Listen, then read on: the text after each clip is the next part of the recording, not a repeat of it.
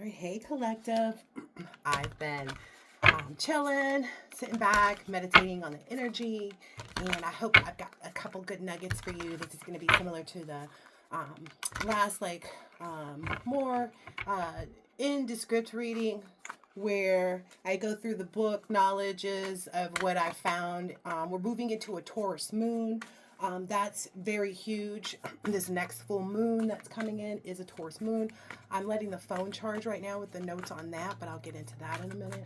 But mind, body, spirit. So, what I found in my reading, the first thing that I came to is that incidents come in ways that we could never expect or would never expect. And once you take a look, so I feel like the collective has taken a look. Yeah. Okay, and maybe that's what's got other people kind of in this Nine of Swords energy is they feel like, oh, you're seeing them. You're seeing them for who they are. So in your body, they are recognizing, ooh, and then the Ace of Swords on the bottom, yeah, that's true for sure.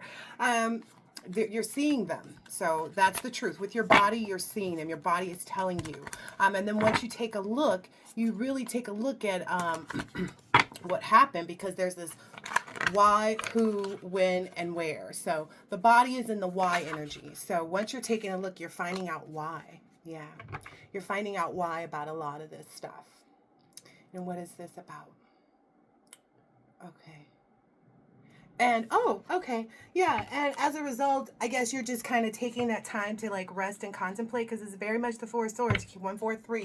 Somebody loves you. And intuitively you know that. So I hear it. Somebody loves you, baby. The song. Okay. All right, so body is telling you that too, maybe. Maybe you're getting those inclinations. Maybe other people are feeling that in their energy, like, oh, everybody kind of knows. I don't know. But body is showing things, and I'll get to a big picture towards the end. Now, your mind is how you're reading the messages from the divine.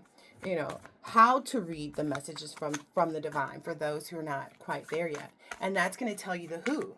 Because oftentimes things in readings can be backwards or mixed, because someone may have something aspected in their chart and they're working out of that area of their chart. Basically, it could be in two different ways. It could be with respect to like they're working out of that aspect of their chart to heal themselves, or they could be working out of that aspect of the chart to be in reverse energy, right? It depends on, you know, how they're doing this, and if it's really calling balance for them and their highest self. A lot of people, you know, tend to whew, I hear the Five of Swords themselves. Like that's what I just saw here was the you know, bring conflict and tension and etc. But we'll get into that next with the spirit part, but this mind part. So how to read the messages from the divine matrix. How to read the messages. All right. Ooh. Okay. By understanding the difference between the towers that you called for and when you see them in other people's lives, right? And when there's towers in your life, right? And you see the difference. You are very capable. That was also a part of the huge message too. You're very capable, excuse me, right now, of being able to take the divine messages, take what you're seeing, examine it all, and that's why I get this rest energy was allowed to come out. And it's kind of like it doesn't matter what comes, it's not going to defeat you, because again, weapons will form, but is there just cause for this weapon? That's going to be the first thing. Like, is somebody trying to bring balance, or is somebody trying to turn the will in their favor? And that's what you have to always look at too. You may be called to kind of, you know, either maybe call for judgment or as justice is being received, examine how and why justice should be received. Maybe even standing up more and understanding that everything that you say, think, feel, okay, so we're in the mind. So everything that you think is a reality. Ooh, so the judgment is coming to people. And the people that think that they're being faced with judgment or will be because of something that they're doing. Because again, it's all about which vibration are you working out of? Which part of the spirit are you in? You know, that, are you transforming? Have you transformed? You know, do you know what that looks like? Are you aware of your own tests? Are they, you know, are they aware of their tests? Because some people, that's their issue, is not being able to see their own tests, not being able to witness their own tests. You know which tests you've already passed, right? The devil card here. How funny. And that's why you're able to call judgment. That's why you've been receiving this opportunity to be able to blow the horn and say, oh, no, no, no. So I feel like maybe people are trying to call judgment on you because they're starting to learn about where they're supposed to hold their own energy. So I feel like it's because the Page of Wands came up here. So I feel like it's people who aren't really realizing, like, you're still in that page energy. You're still at the beginning. Like, people are feeling like, oh, well, if I'm healing, then I'm on the same path, or I'm not that far behind, and blah, blah, blah, blah, blah. What they may be enlightened to or getting enlightened to, I'm going to take this as the Spirit card. Yeah, Spirit is saying that because the Ten of Pentacles is backing that on the end. So you're looking at your Ten of Pentacles. You're not looking at someone else's. And that's the you know, the conflict, the object, the blah, blah, blah, blah, you know, all of those words that nobody cares about. Because reality, focus should always be on self. I found myself sitting at someone's home, visiting, and I noticed this thing on the wall that had always been on the wall. And it's this, you know, it's very poised. It's sitting right up there, and it's, you know, put together with all these other cute little tchotchkes and antique things. But it's a saying, and the saying said, the only things to hold on to in life are people. The only things that you should hold on to in life are people. And that is so much bullcrappy. That is so... Okay, let me balance my energy, because while, yes, you should appreciate people, but holding on to them in an effort to try to make right with them, or choose for them to accept you back, or you know, things like that, that's unacceptable. That's a defensiveness. That's a, you know, that's something. I saw the Nine of Swords in here earlier, but anyway, people are becoming illuminated to that. So the next thing that I saw was whatever you are being charged with or tasked with, you're ready for, right? And charged. If you felt an energy, or you felt an energy of like charge, like as in legals, yeah, these things work in multiple ways. Ooh, wow. These things work in multiple ways. Ooh, wow. Okay, Spirit's saying take this. Because the way I wrote it in my notes is that one of them is criminal charges. People who have been, they're either being charged spiritually with things, or they're being charged because they've done criminal things, or it could be a combination of both. Those are your charges. You know, that's how it works. Some people may be going to actual prison, and then some people may be in spiritual prison, and then some people may be in both. Okay? And then there's also another way. You could be charged with giving divine, you could be charged with a divine mission, because I don't want to discount people for everything, because I posted recently in my community board these Reiki healers, and they're excellent. And when I first found out about Reiki, I was so apprehensive to it, and the lady was so upset that I was apprehensive. And I was just kind of like, well, give me time, because I had just started touching spirituality, but she could already see that. So it was something I didn't take, you know, I didn't necessarily appreciate. Like, she saw a lot that was going on, and I didn't understand that. But so don't discount people at different levels of, or in different fields, because I can't do Reiki. I can send certain type of energy to help with your aura, but I cannot do Reiki. I can heal. I cannot send you energy for motivation and like that. Well, it does. It depends on how you use the energy, but it's mostly for your aura. It's for cleansing. You know, that's what I do. You know, I work in that area. And then the third way is energetically charged with, you know, when and where. You know, when and where are you being charged with things and lessons and, you know, opportunities, you know, for the collective that have been doing things, because I feel like charged with energetically, it works for both parts of those, but I guess that's why we've gotten like kind of that kind of scenario in all of these. But because people that are criminally charged, either spiritually or in the 3D, those people can also be energetically charged, especially when they're hearing things. That's probably, that's what leads them, that's what keeps them in these illusions, because they want to fight that feeling, but they don't realize that feeling exists within them because they accept that feeling. And so then they get mad when they're met with that same emotion and same energy. And it's like, well, yeah, but, they don't realize that, everything that's mirrored to you. And that was also in the reading. So let me put that back, because that was something that I was seeing. I was like, what? And I couldn't believe it, but I'm gonna go ahead and make sure I get this book in a second so I can read those things to you guys. But yeah, so energetically charged could also mean for those who are given a divine mission. You may be charged with love. That also came up in the book too. So let me go ahead and hurry up and get to that book. Okay, so this part that came out here when I was talking about what's been illuminated. So I understand. Okay, so the president, and I knew I was going to use this. I'm so excited to use this part. Okay, so the president of the United States, Mr. Donald Trump. Okay. And if you want to say, oh, she loves Donald Trump. Well, you know what? I don't know the man to say that I love him, but I don't have any hate for anyone on the planet. And we'll get to that later, how that works, like a universal love, agape, people to really understand that. And it's just because it's all knowing. It helps you to not create a space of fear in your heart, which is what people are trying to get through. Some of us are facing our fears of the reality of who people really are in our lives and the fact that we have to move on from them, and that this is that moment. For some of us, we're faced with, the fact that we've had the chance to solitude and retreat and experience some cycles and opportunities and chance to bring balance into our lives, and we're at this moment of pause and surrender for this metamorphosis to take place, Look, the Hierophant. Yeah, I love that, because I was just basically just shuffling the Hierophant. And I've been feeling that energy a lot too. I've been feeling like the collective is very much in the Hierophant energy, Queen of Pentacles energy, just very much so in an energy of taking care of self and being diligent. Ooh, yeah.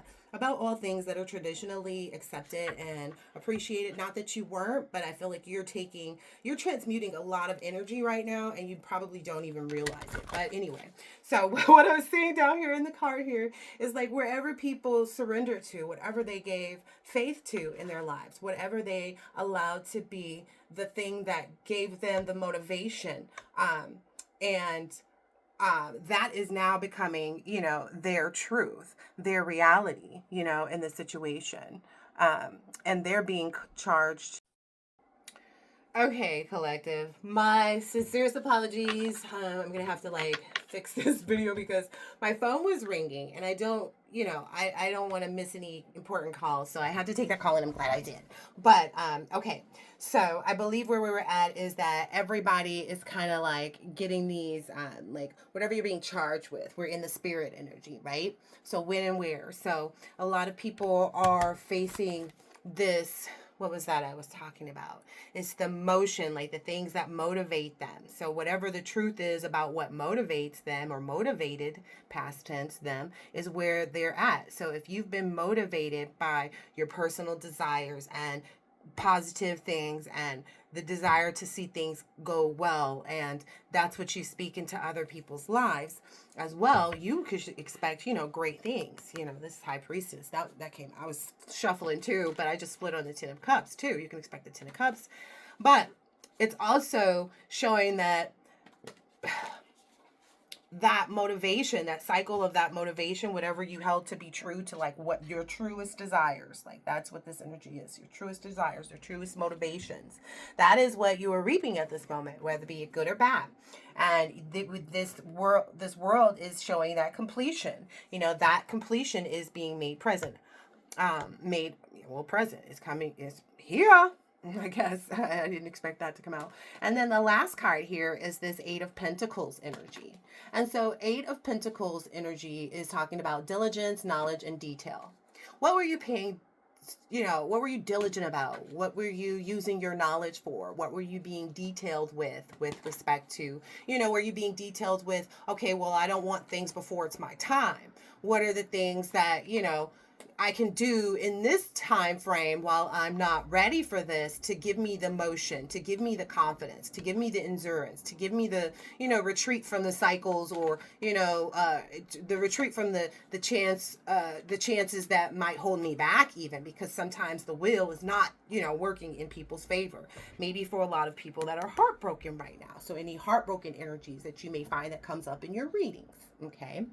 So the current that you're going to be working in when these incidents come in ways that we could never expect is going to be amazed. You're in a querent of surprise that is also near the excited and confused. So maybe you're coming out of this confused energy, and because we just finished that area of truth, and coming through this moment of maybe being excited by other people's opinions, attitudes, energetics, messages, and whatever it is. And we are being amazed at the fact that people can't see what's happening, and then it's the reverse energy for those individuals.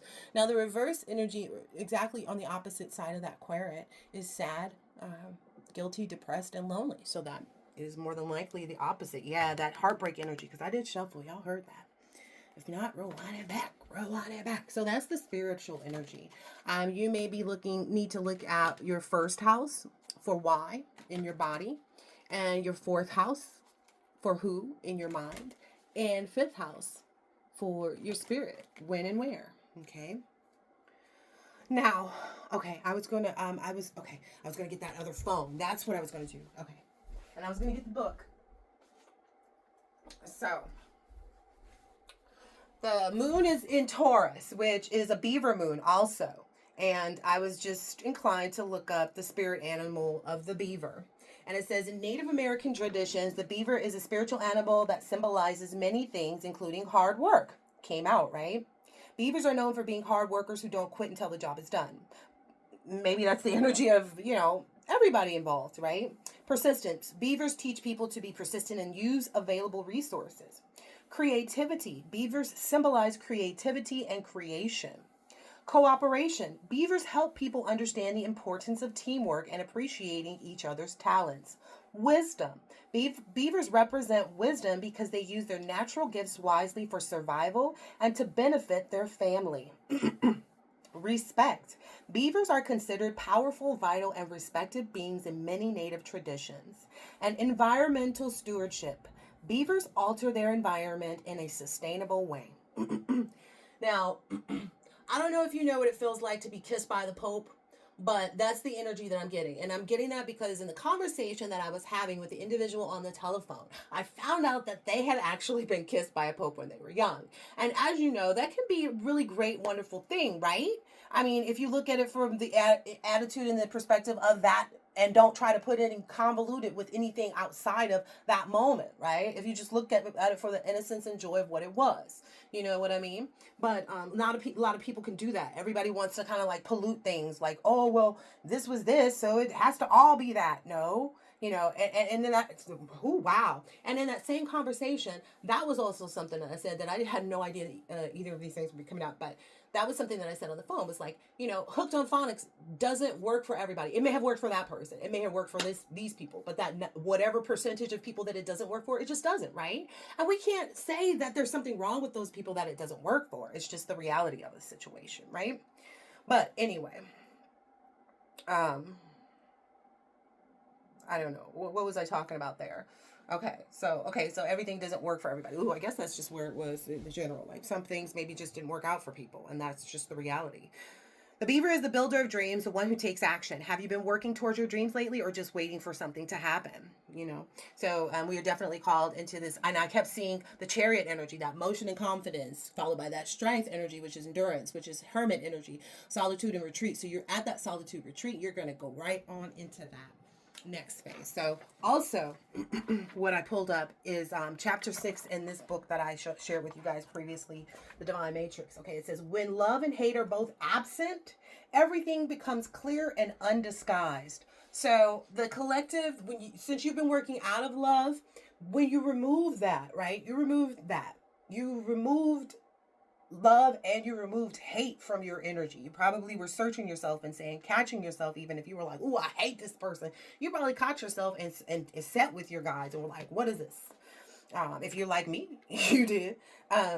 So, in this dialogue, our deepest beliefs become the blueprint for everything that we experience. So, in this phase right now is where we're seeing that dialogue of our deepest beliefs become the blueprint for everything that we experience. And even if you couldn't place your finger on it, which is like you couldn't see this because I got a heavy looking energy. Like when I was writing down my notes for this, it says, incidents come in ways that we would never expect. Taking a look, and for whatever reason, the pen that I used just happened to write the LOOK with like eyes. It was just kind of eyes, like oh, and it's almost like your eyes. The eyes are just very like I don't even want to say the word to mirror because that's so like, but it's kind of like that energy. Me like oh, okay, that's what you did. Ugh. It's kind of like what I don't know. People are maybe expecting some kind of response from you that they're just not going to get. And if they get a response from you that they think is them having control over you, it's you giving back their energy and having boundaries with not allowing them to try to throw their karmic energy on you. Because again, don't deny your body, because that's the part that we're talking about, the why. That will tell you a lot about why these people are doing this, right? So, and look in your first house, okay? And see maybe who even the person in the first house correlates to. But anyway, mind, fourth house, how to read the messages from the divine matrix. Okay, I don't know why Spirit told me to look at that, but I guess that's why we're going on to this next part. So,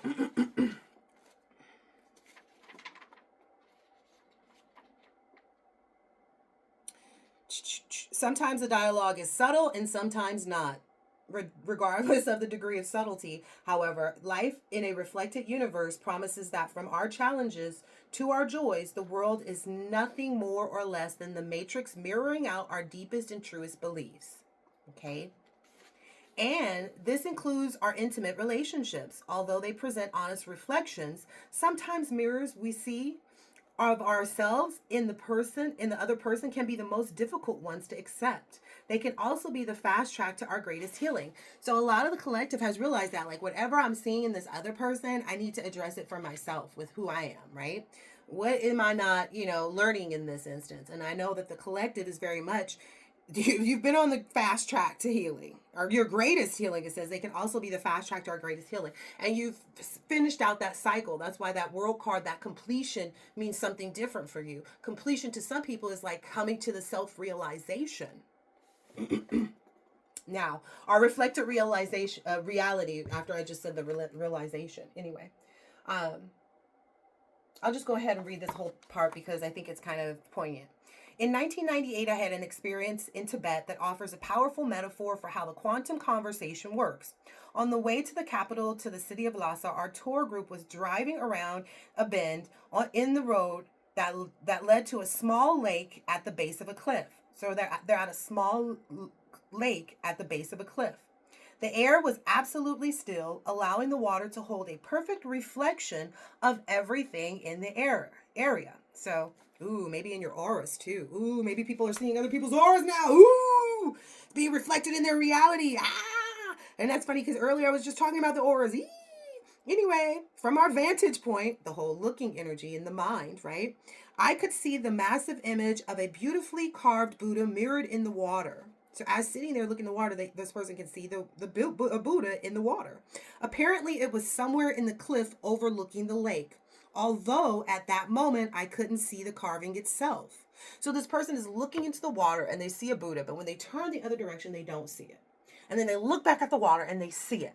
And then they turn back and they don't see it, right? Can you imagine that energy?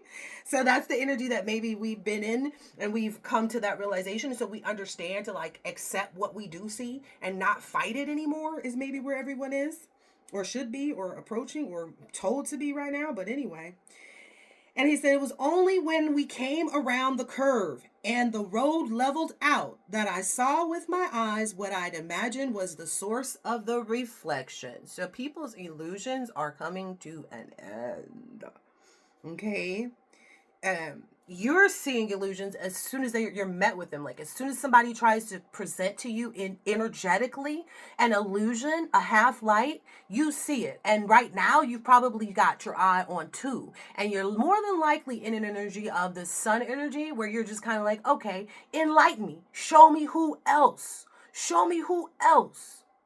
Who else's soul is needing judgment, is seeking judgment, or is being judged right now because they're in my energy while I'm trying to have this awakening, and they're trying to fight off my completion, which they cannot do. They're only awakening me to the fact that I need to sever those ties in order to complete this process. So that may have been prevented. Oh, wow. So you're in a preventive energy. Amen. I love this collective. So there was sculpted in high relief, a Buddha towered above the lake, liberated from the living rock as a silent witness to all who passed.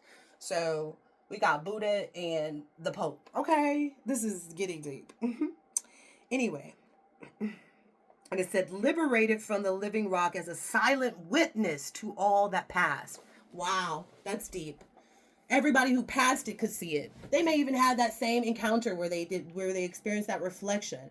And then it wasn't until they got there. And the only person that could see that experience outside of them in that very moment when it was happening was the Buddha. Are we getting it? Okay. I hope everybody's getting it. In that moment, the image in the lake became a metaphor for the visible world. As we were coming around the bend, I saw the Buddha in the water. The reflection was the only way I knew that statue existed. Although I suspected that it was mirroring something physical, from my perspective, I simply couldn't see that object. In a similar way that the everyday world is said to be the reflection of a deeper reality carved into the fabric of the universe, in reality that we simply can't see from our place within it. So we had to step above it, and that means we had to be called into this higher power energy to actually even see these people, right? I didn't know that when I read that earlier. I don't even think I read that far earlier. I was just kind of like, let me get some things together for the collectives. What is the message? Okay. So look at your fifth house. All those things. Was there anything else? I feel like there was maybe. Oh, okay. Yes. There's one more thing.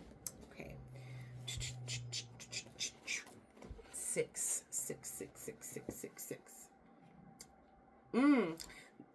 The Six of Wands. So maybe if someone's asking like, how can I triumph? Maybe somebody's trying to triumph over their circumstances. Those claws. Wow. Maybe this is even for some karmic energy who's trying to put their claws in somebody, or who has tried to put their claws in somebody, but that's been illuminated. I'm just showing you what's coming out here because, again, these messages aren't meant for the people who don't hear them. Anyway, the Taurus moon in Hathor. Okay, so that's what I'm looking up in this other book, the Shamanic Egyptian Astrology book that I showed you guys before. Oh no, you guys have to get together. I don't know. Passionate Hathor, we praise your beauty and alchemical power. We find you in the sacred grove of trees, encircled by all manner of creatures. Dancing sensually under the full moon on Beltane Eve, stirring your grill cauldron filled with the magic medicine for all those you love. What is in this sacred brew that you tend with such precision and care? With a seductive flip of your cowtail and throwing back your long golden hair, your joyous laughter rings out through the forest, across the meadows, over the mountains, the plains, and the valleys, all the way to the ocean, touching every living thing. Then, staring intently and focusing your huge eyes of compassion upon your own, you speak directly to our heart. Interesting. The secret, my dear, has always been to love all beings without limits in your heart. Oh, yeah, that's where that came from, the whole love part. It's so beautiful. So beautiful. The secret, my dear, has always been to love all beings without limits on your heart. The light, the dark, no difference. Ooh, that's powerful. That was in 2 different books, though. Hey, somebody on to something. The light, the dark, no difference. Removing the light, removing good and evil. I just said that. Remove religion from spirituality and just look at the things that you believe are supposed to be foundationally well. Not overstepping the boundaries of another person's free will. Because anytime it involves that, it will be detrimental. And I mean that. Anyway. The light and the dark, no difference. We all deserve the milk of human kindness. And so I'll just finish with this. It says, Hathor, the ancient great goddess of Egypt, is the supreme expression of unconditional love for all things earthly. Hathor is the goddess of sensuality and sexuality, and is the antecedent of Bast, Aphrodite, and Venus. Hathor revels in the senses and the pure pleasure of embodiment and earthly love in all of its expressions. Hathor loves us totally and completely. She is like the adoring mother cooing over her infant child. She loves everything about us, our toes, our fingers, our sweet face, our ways, and our expressions. She caresses our skin lovingly and runs her hands down our bodies, enjoying each aspect of our form. Having children, I get that, because I love, like, touching my kids' toes, and because, you know, at a certain age, you still want to be affectionate and intimate with them, but you don't want to be, you know, you can't just, well, you can still squeeze them and, like, get a neck kiss in, too, because I don't feel like anybody's too grown for that. Just saying, I'm lost my place. Anyway, it's a loving energy, right? Which is also the space that I'm understanding that this is, because I was like, well, what's the overall energy? Love. Yeah. Rules all, conquers all, knows all the things that it needs to know to be true. Oh, wow, I just actually split. And I was going to say true, but I didn't realize that. Yeah, and it helps people to see the clarity and truth through indecision. It helps to give that motivation, that inspiration, that confidence to go forward with what's right. But anyway, I don't think I'm supposed to pull anything else. I think I'm supposed to merge these two videos together and call it a day. I hope I will catch you on the next one. Lights up.